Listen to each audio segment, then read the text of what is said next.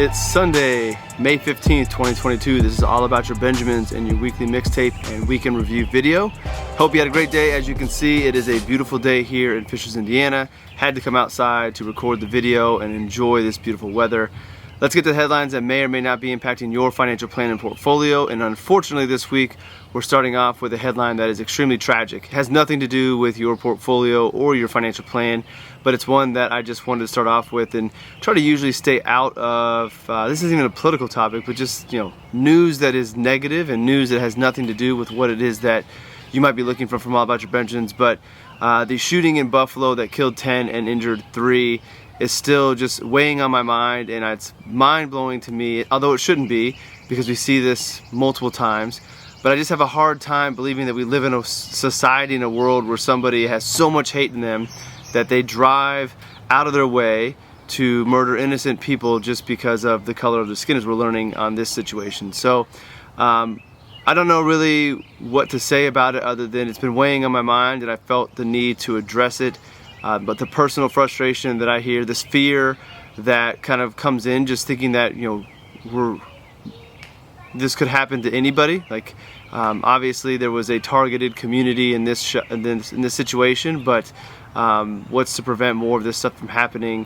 And it just is really sad. I think about the boys, not worrying about them ever becoming somebody who might do something like that, but just being in an environment where something like that goes down, and just how scary it is. I read a story about an 8-year-old girl who hid in the freezer and got away, ran out the back of the grocery store. So I just still can't comprehend why people have this hate in them, why they think the things that they do, how they can believe these ridiculous theories about society and why people are coming to the country and what that means. It's mind-blowing to me. And it's got to be a mental illness that doesn't make up, or it's not an excuse for it, but you have to be mentally ill to think this stuff and carry these things out. He had a manifesto that was out there, so just really a sad situation. One that I hope we as humanity can figure out how to lessen, how to love each other more, how to be happy in our own lives, and how to look for the warning signs for these types of things that are going on and that might happen in the future to be able to stop them from happening again. So for the life of me, I'll never understand white supremacy. I'll never understand hating anybody, let alone hating anybody because of the color of their skin or their religion. And I know that's there. I'm not naive enough to think that's always going to go away.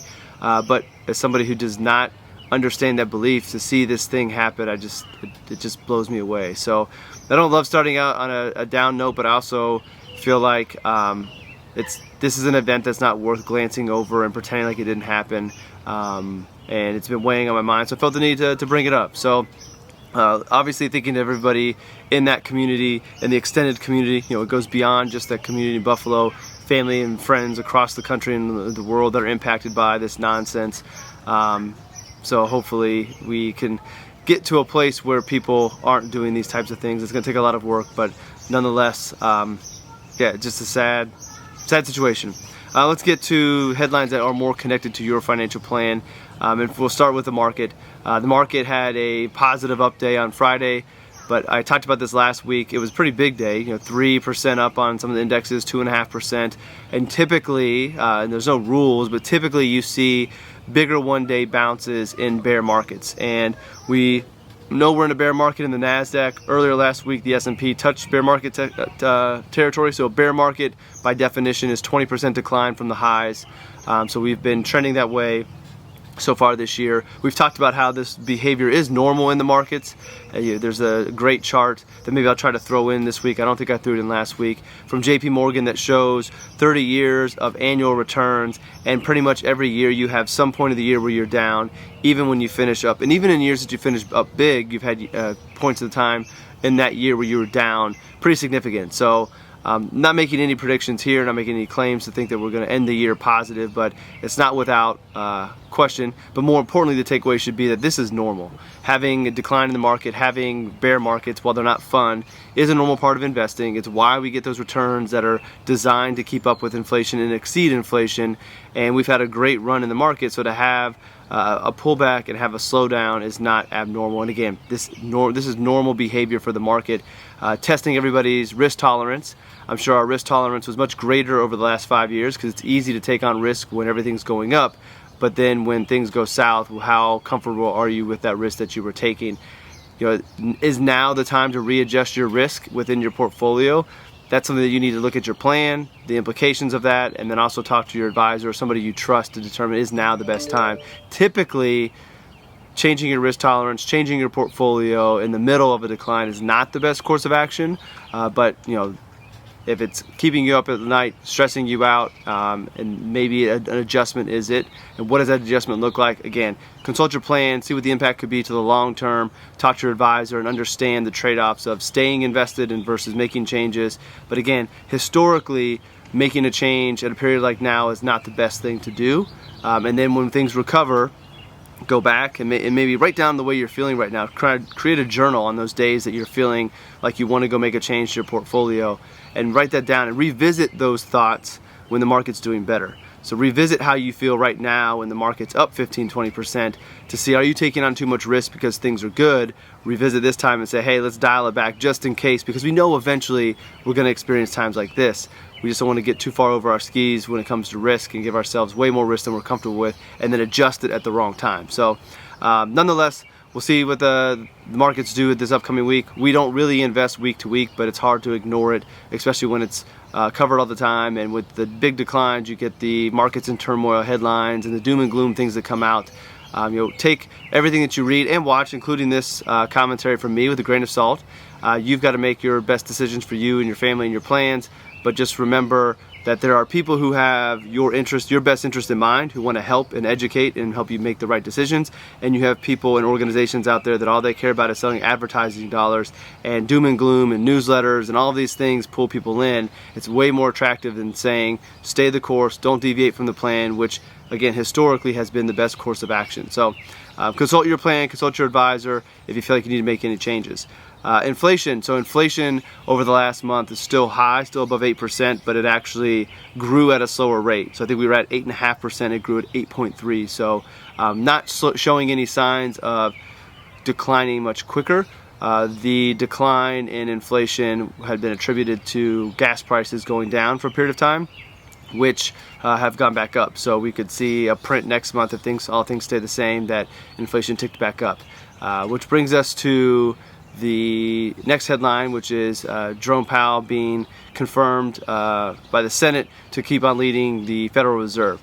And I've talked about this before with other Federal Reserve leaders, that in times of stress, I don't really want to see a change in leadership because I would love to see him be able to continue out with what he started. Now, is it the right course of action? Is he too late? Is he going to do too much? We don't know, but I feel like in the middle of something stressful is not necessarily the best time to change leadership, especially if there's not a leader out there that you can point to say, hey, he or she's been through this before, let them lead us through because they have that experience. There's nobody else out there. So I'm glad to see him stay. I think consistency there will be good. We know the message, we know what to expect, and a lot of times when the market gets things it doesn't expect, surprises, changes, it has an adverse reaction to it. So I think Powell staying there is the right thing for right now. I'm glad to see that. I would want to be in his position, and I don't know if he has a say if he wants to stay or not. I've got to imagine he wants to see this thing through to make sure we get on the other side. But it looks like we're going to see Jerome Powell for another term.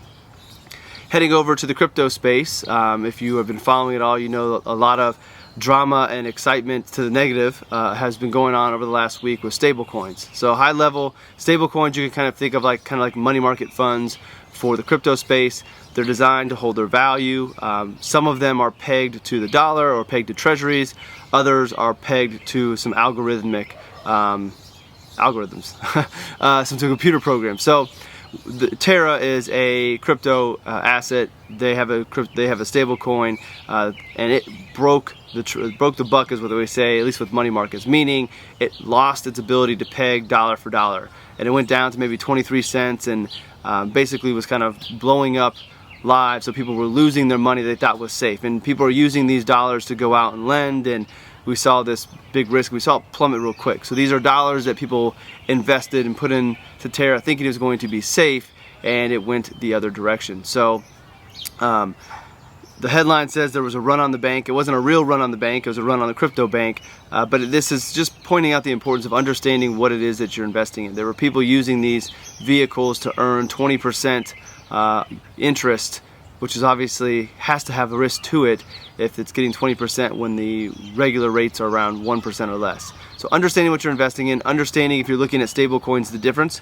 Some of them again are pegged. For every dollar in that stable coin, there's a dollar in reserve, and then ones like Terra were backed by an algorithm. There's nothing really there to back it.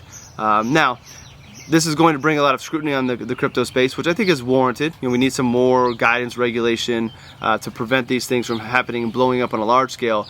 But let's not act like this doesn't happen to traditional markets as well. And back in 2008, we had money markets that lost their one-to-one pegging.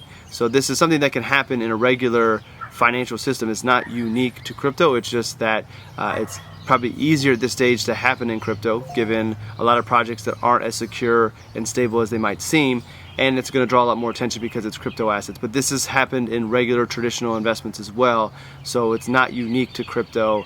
And I would ask that we pretend that it's not. So have these conversations about, well, how does this happen in traditional space, so people understand the system and understand where they're putting money better. So it's a learning experience coming out of this. Unfortunately, there are going to be some people who learn a very, very hard way when they lose a lot of money, but then the rest of us can look at what's going on and take a lens or take a look at what it is that we're investing in to make sure we fully understand it and the risks associated with what it is that we're doing.